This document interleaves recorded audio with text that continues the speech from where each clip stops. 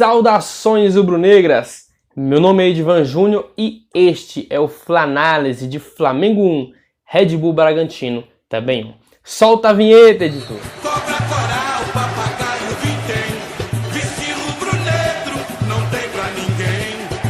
Cobra coral, papagaio, vintém, vestir rubro-negro não tem pra ninguém. Viva do disco do céu! E como já é de praxe que vocês já sabem, eu peço que você possa curtir este vídeo aí, que você possa comentar o que você achou do jogo de ontem, das decisões do Domenech e também compartilhar esse vídeo, claro. E se você não é inscrito, por favor, se inscreva. Caso você acompanhe o meu canal com frequência, você já sabe de antemão que eu não critico por criticar e eu não faço caça às bruxas.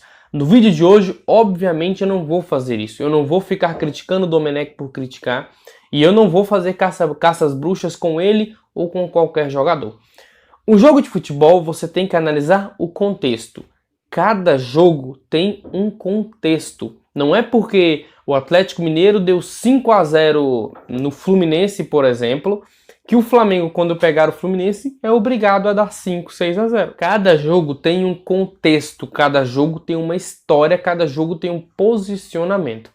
Aí você pega o Flamengo, postulante a campeão, um dos favoritos, para mim ainda é o favorito a ganhar o Campeonato Brasileiro, empata com o vice-lanterna.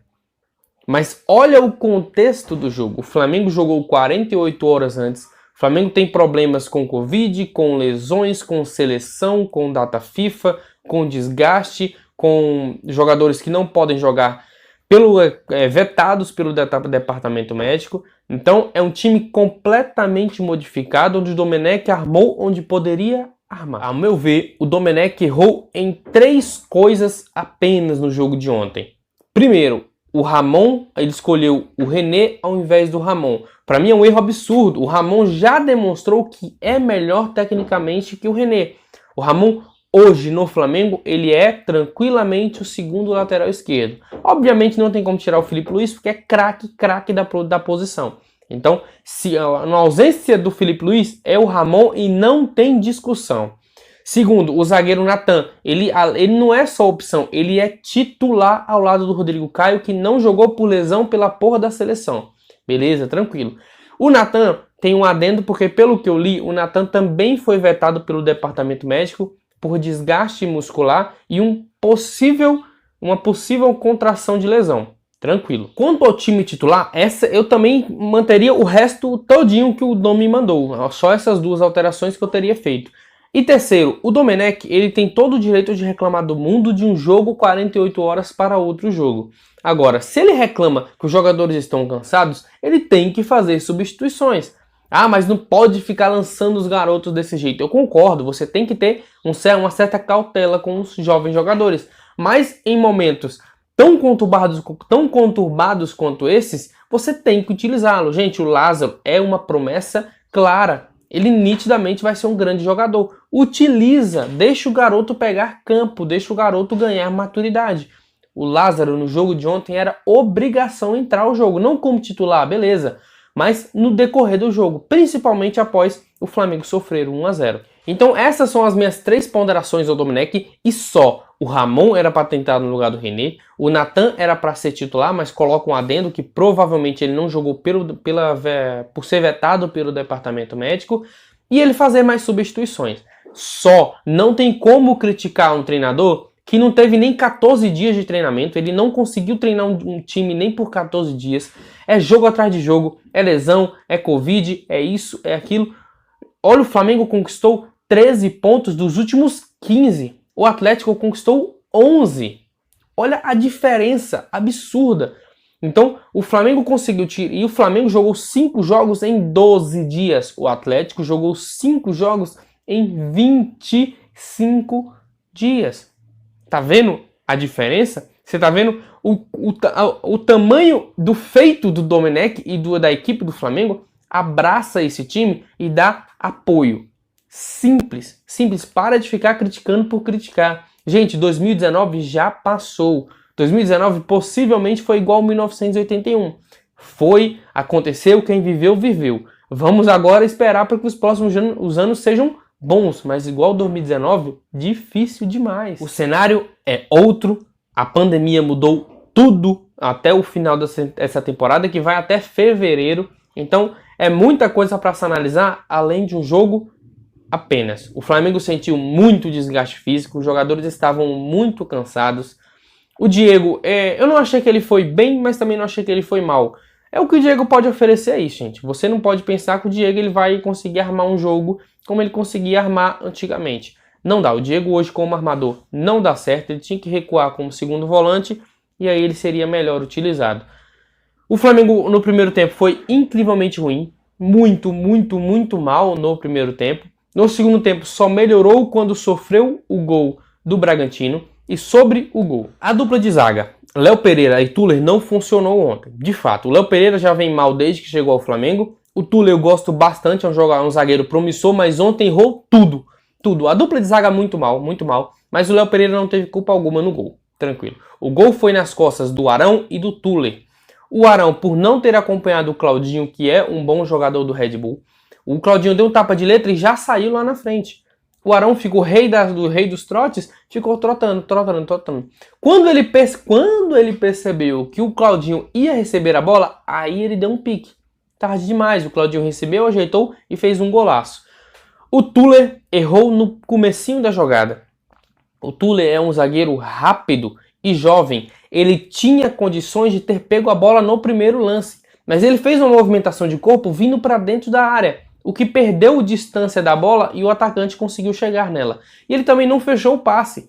Para mim ele falhou no lance inteiro. Ele poderia ter pego a bola na corrida com o zagueiro por ser um zagueiro rápido. O Tuller, que como eu disse, eu gosto, no jogo de ontem foi péssimo. E como eu também disse, o Flamengo melhorou após sofrer o gol. O que não é muitas coisas, porque o primeiro tempo foi horroroso, melhor que horroroso, ruim. Como foi o segundo tempo. O Flamengo ficou martelando de um jeito desorganizado, mas ficou martelando até que empatou. Por quê? Porque a equipe do Red Bull Bragantino, ela é fraca, é uma equipe muito mediana para fraca. Então o Flamengo não precisou de muita força para empatar o jogo, mas precisava de um pouco mais para virá-lo. O que não deu por quê? Porque estávamos num dia muito, muito ruim. E eu queria falar sobre as substituições do Flamengo e sobre muita gente ter criticado a saída do Pedro. Gente, pelo amor de Deus, o futebol hoje, ele é científico. Por trás de toda escalação, por trás de tudo que você vai ver no jogo, tem um departamento médico extremamente científico e capaz para ver se um jogador está com desgaste muscular, para ver se um jogador tem condições de jogo ou se não tem, se ele tem possível chance de adquirir uma lesão. E isso vai acontecer em todos os jogos. Hoje em dia a tecnologia é tão avançada que tem como você saber quantos minutos um jogador pode jogar. O Pedro foi afirmado entre o departamento médico e a comissão técnica do Flamengo, do Domenech, que ele só jogaria os 45 minutos iniciais. Jogador, obviamente, nenhum jogador quer sair. Ainda mais a fase que o Pedro vive, mas tem que cumprir o que o departamento médico falou. E ontem, durante a transmissão do jogo, o Roger Flores foi bizarro. Ele fez uma das piores coberturas que eu já vi de um comentarista. O cara acabou com o Domenech de forma gratuita. O Pedro saiu, como eu disse, por determinação médica. E o Eric Faria, o repórter que estava à beira do campo, ele deixou claro isso, ele trouxe uma informação. Gente, o Pedro saiu porque o departamento médico liberou só jogar 45 minutos. E o Roger Flores ficou dando murro em ponta de faca, falando que o Pedro tinha que ficar por mais tempo até ele não aguentar e gritar de dor. Isso não é várzea, isso não é futebol amador, isso não é a pelada que tu joga fim de semana. Isso é futebol profissional. Se o departamento médico vetou, acate. Simples. O Gerson nem poderia ter entrado. Ele entrou num momento de extrema necessidade com a saída do Everton Ribeiro, que mais uma vez machucou com a merda do campo. O gramado do Maracanã é um pasto, é horroroso. Mas já fiz um vídeo sobre isso. Quem quiser, caça aí no canal. E o Bruno Henrique, ele poderia ter jogado 30 minutos, jogou um pouquinho mais dado a necessidade do jogo.